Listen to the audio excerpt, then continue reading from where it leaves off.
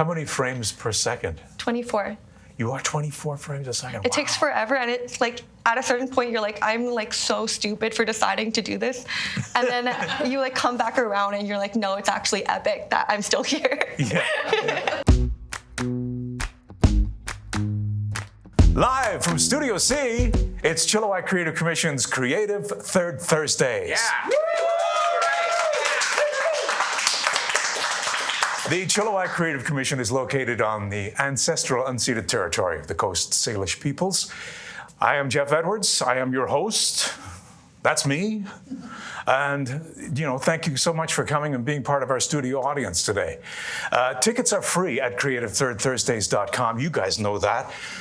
You, sitting there at home, creativethirdthursdays.com, you can get your tickets. This is our last one before a summer break, so look for us coming up in September. There's always refreshments, nice cold refreshments. So join us at Cowork Chilliwack for Creative Third Thursdays. Tim McAlpine is the amazing guy behind this studio. Every time you come to the studio, in my mind, it seems there's some kind of renovation. He's just done some more work here today, and it's fantastic. Let's wave and appreciate our host today, Tim McAlpine. The amazing Studio C. It's right here in Cowork Chilliwack. Hey, that's the easy opening. You guys ready? Let's meet this month's featured creative. I'll sit back and get comfortable. This month's featured creative won the second annual Arts Startup Challenge live pitch event presented by the Chilliwack Arts Council and the Community Futures South Fraser and Self-Employment Program. We featured last year's winner at this time, Brooke Kotek.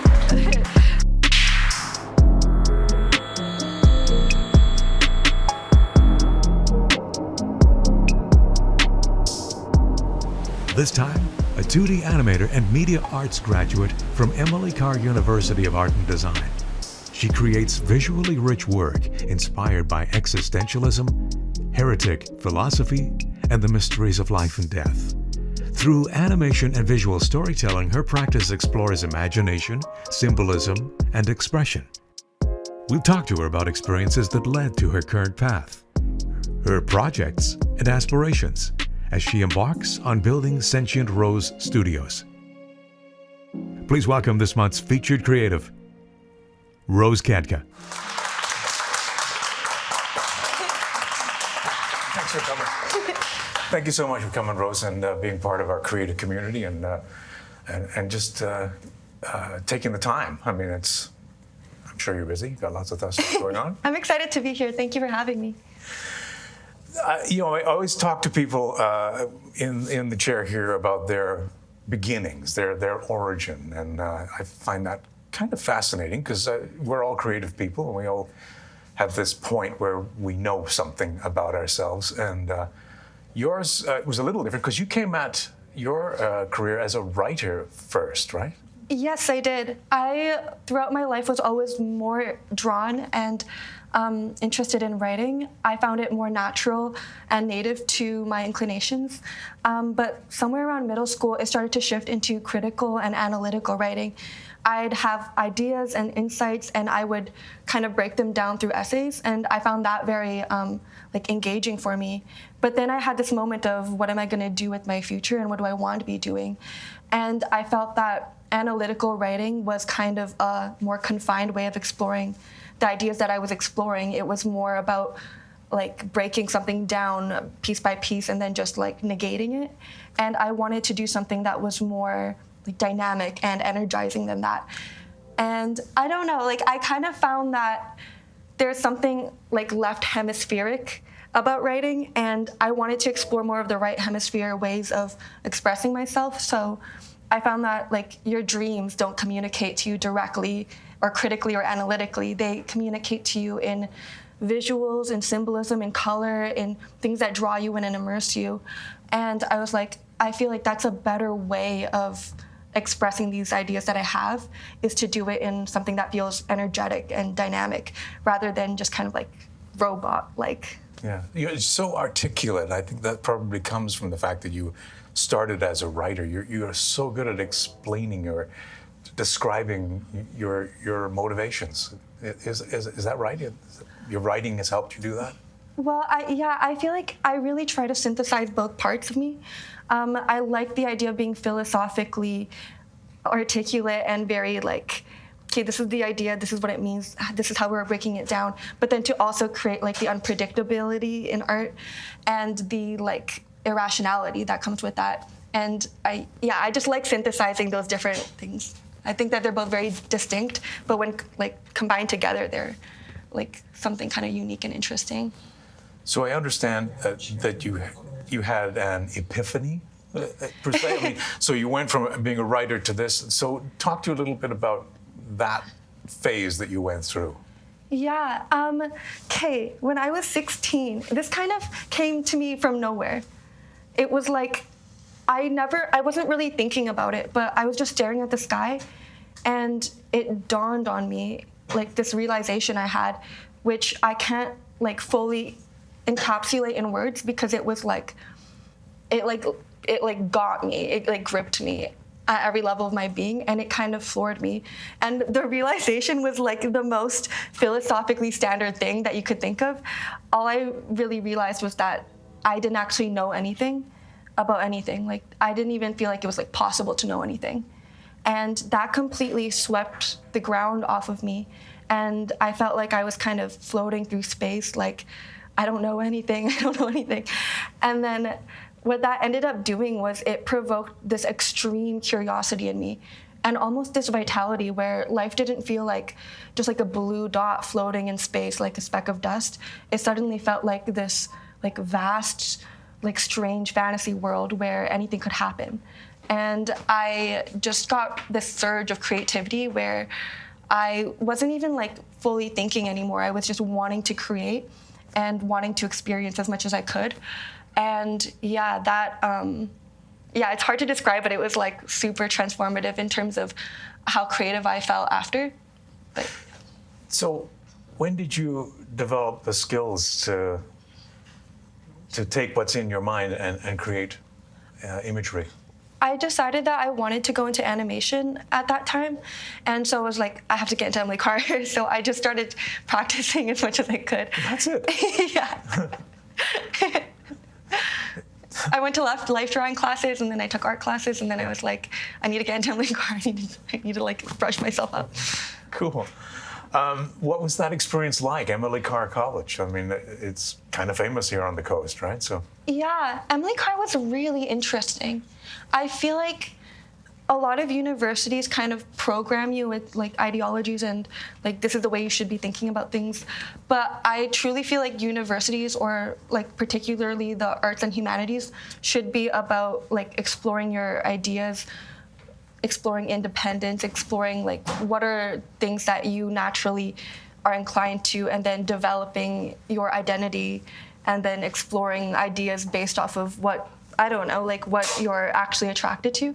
And Emily Carr definitely had a bit of the ideological stuff in some classes, but the things that most impacted me were like classes that encourage you to be independent and to follow your own like guided trajectory of what you were interested in creatively. So there was a lot of classes that like provoked me to feel more creative and inspired me to be more experimental and to just like investigate. And I didn't necessarily feel like I had to like meet a certain idea of what they wanted. I could just actually expand on something that was already meaningful to me and just delve further into what I was already there to do, which was to be an independent creator. What are some of the ideas that you delved into? Yeah, so as I mentioned before, I was really into like existentialism and like philosophy, that kind of stuff. And it was like exploring ways of expressing myself. Like I took writing classes, sculpture classes, drawing classes, a whole bunch of other stuff, just random different creative classes that helped me to be like, okay, so this is what I'm trying to express to my teacher. And then here's like me creating like 30 different things that express that idea and just trying to experiment with what feels right to me at that moment. Huh. If that makes sense. I'm following along. So at a fundamental level, why is creativity an important thing for you? Yeah. A lot of how I feel about creativity are things that I get from Nietzsche. I'm really inspired by how Nietzsche talks about art and artists. For everybody in the audience that doesn't know who Nietzsche is, no, can you just fill us in on what Nietzsche? He's an existential philosopher from the 19th century. He's a bit controversial, but he basically tried to prepare the 20th century for the age of nihilism. His most famous quote is "God is dead," but what he really meant is that we don't believe in God anymore, and we're about to head into atheism. And what are our values going to be when we're atheistic? Because we've been relying on this for so long, we're kind of headed into unknown territory at this point. So I would read him a lot, and the way he talks about creativity is very vitalism coded. It's like he talks about how the artist takes the world and then recreates it with meaning, with beauty. He uplifts it. He adds poetry and harmony to it, or he realizes the poetry and harmony in it, and he affirms the world by doing that.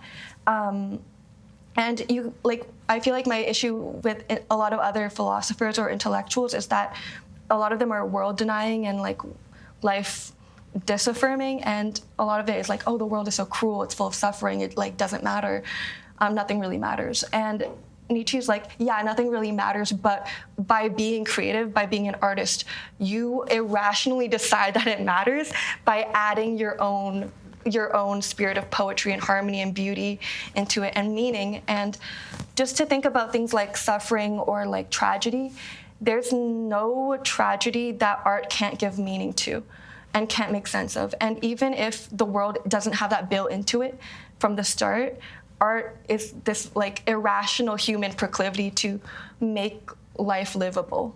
My favorite quote by Nietzsche is that without music, life would be a mistake.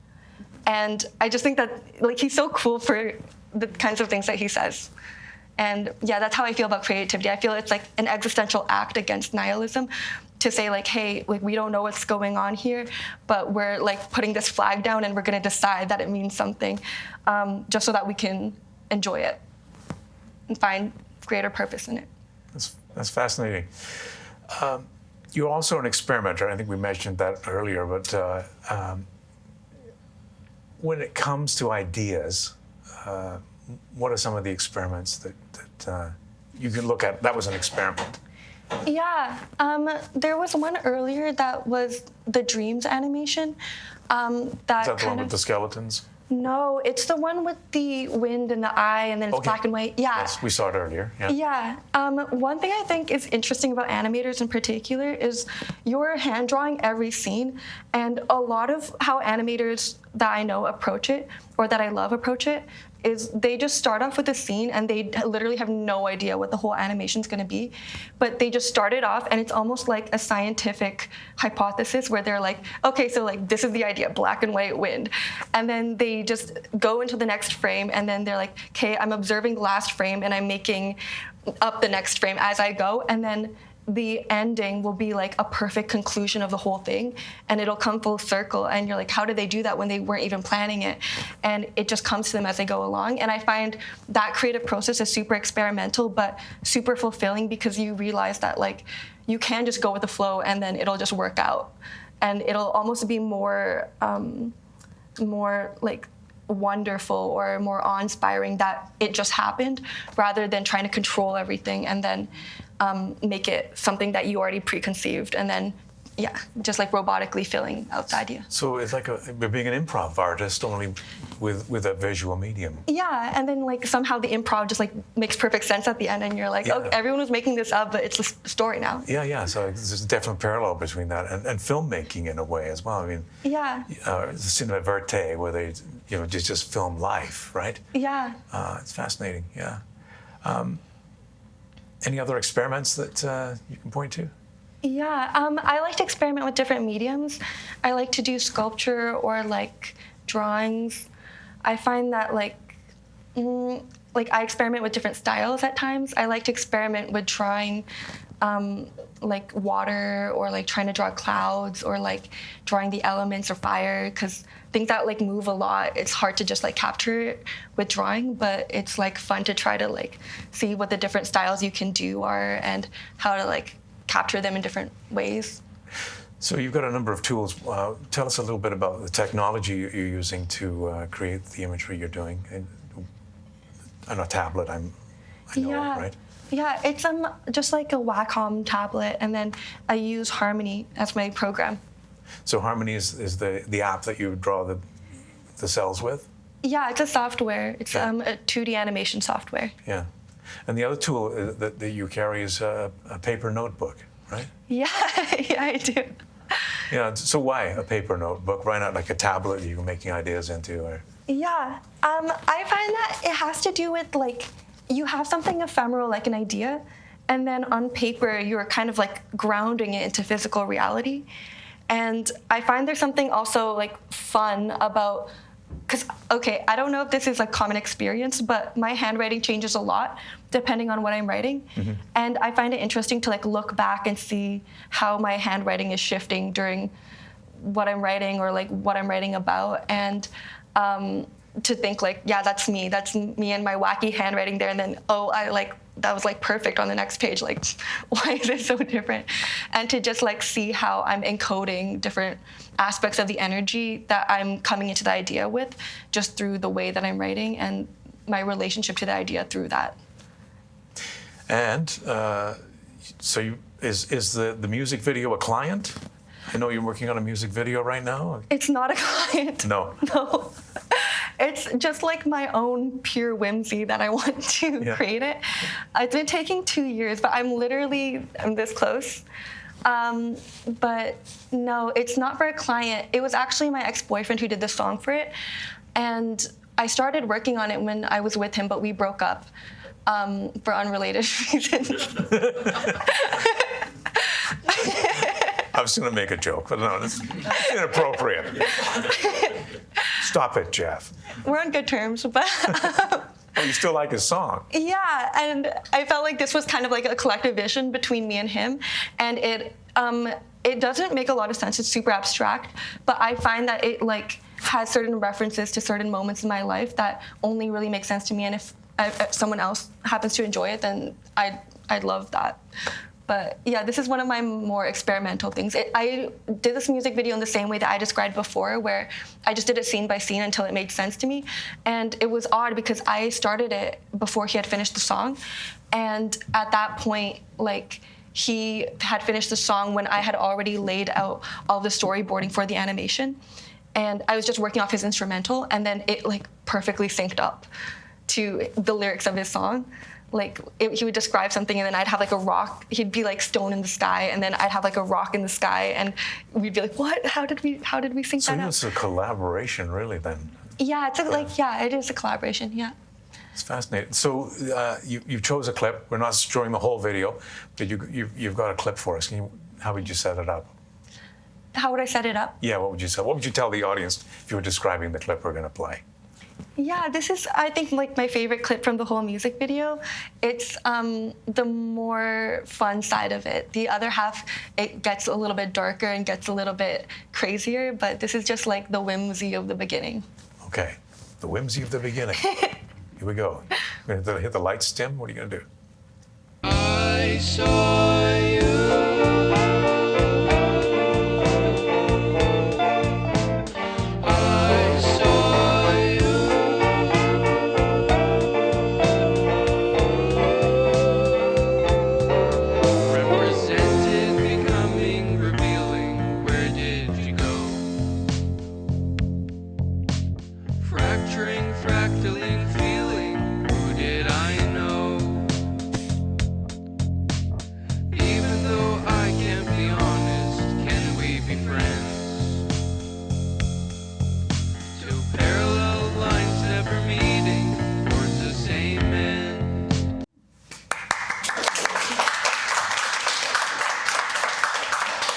It took so long to do the grass scene. It was so painful.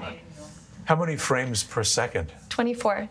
You are 24 frames a second. It takes forever, and it's like at a certain point you're like, I'm like so stupid for deciding to do this, and then you like come back around and you're like, no, it's actually epic that I'm still here. Yeah. I mean, because a lot of animation is 15 frames a second too, right? I mean, you can make animation work with Yeah. 2D animation. Yeah, it works better if you have fast movements, and then you have like if I'm doing a talking scene or if I'm doing an action scene, then you do like fast 15 frames, and then they'll just like be like slower. And So for more detail, you put in more frames? yeah, if I'm doing a slow motion like this, it just makes sense to make it more, smoother. Cool.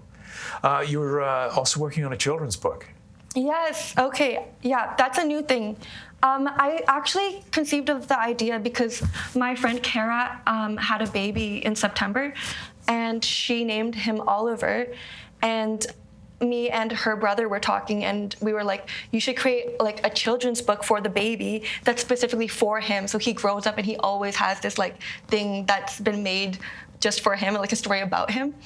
And I had this concept of like a boy who lives on the prairies and everything's horizontal. He can't like see everything, and then he climbs this like huge tree and meets all these characters, and then at the top of the tree he like looks around and he can like see his whole city. It's like a story about perspective. But yeah, I need to, my whole plan is to finish that by 2026 and then self-publish it and then distribute it around. But yeah, I'm still working on that. So when would people see that, do you think? I want to shoot for the end of 2026 or around May Okay. of next year, yeah. So between running Sentient Rose Studios, experimenting, making music videos, and writing a book, what aspirations do you have? What do you want to do with Sentient Rose Studios? Yeah, I really want to get into, like long term, I want to get into short films. I want to get into owning my own venue where I can do showings of my own short films. I want to do works that are very unique and just very local and that have the spirit of the land imprinted on it, so that it's like our thing, like Chilliwack's thing or Fraser Valley's thing or Canada's thing. I want it to be something that's like very unique and captures my vision, where it's a combination of something philosophical, something artistic and irrational, and then something just like heartfelt and like sentimental and like local and grounded. But yeah, that's my vision long term. I just want to do like really interesting short films that are super unique and engaging. Mm-hmm. Maybe we should hook you up with the Chilliwack Independent Film Festival. Yeah. I'm planning on submitting something to that. I was planning on submitting my music video, but I don't know if it would count. We'll see. Yeah, they might have an animation catalog. I'm not. They do. Yeah, I'm sure they would have some animation in there. Cool. Yeah. What's the next thing we should look out for from you? I'm about to release the music video pretty soon. Yeah. It's going to be that, and I want to do a series of drawings for the Cultural Center. I'm really excited about doing more like drawing work, because I find that like I'll have an idea for a drawing, and then I'm like, when I'm working on it, I'm like, this would be cool as an animation, and then it like further inspires more work. So we didn't talk about it in the introduction, but you are the artist in residence starting this fall at the Chilliwack Cultural Center. Congratulations on that. Thank you. Yeah. Thank you. And so, looking at yourself there, where do you see yourself fitting in at the Cultural Center? How is that going to look? Yeah, I talked to Jean-Louis about this. He's in the audience. He's in the audience. I really want to do like drawing exhibitions and showings of my animation, but I also really want to do things that are collaborative, like with Alexandra, the musician. I really want to do something where she's singing on a stage and I have like an animated visual behind her, and that we can really pull in like maybe a younger audience to the Cultural Center, because as of now it's kind of, I think, more focused on families and an older crowd.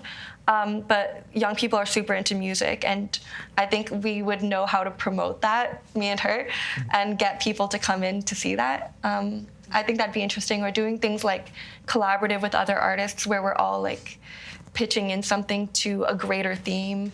Yeah, I want to bring people along with me, but I also want to do things solo, like exhibitions and screenings and that kind of thing. Yeah. So where can people get a hold of you? How can they find you? So we know when that video comes out, the music video. Yeah. I'm Sentient Rose on everything. I'm Sentient Rose on TikTok, on Instagram, on YouTube. On Facebook. On Facebook as well, you know. I just became friends with her. Yeah, Sentient Rose Studios. There you go. So your creations are fascinating. It's fascinating to hear you talk about your creations. I think we've all really enjoyed meeting you here today. And I want to thank you for taking the time and being part of our creative community that we're building here. So Rose Khadka, Sentient Rose Studios, everyone.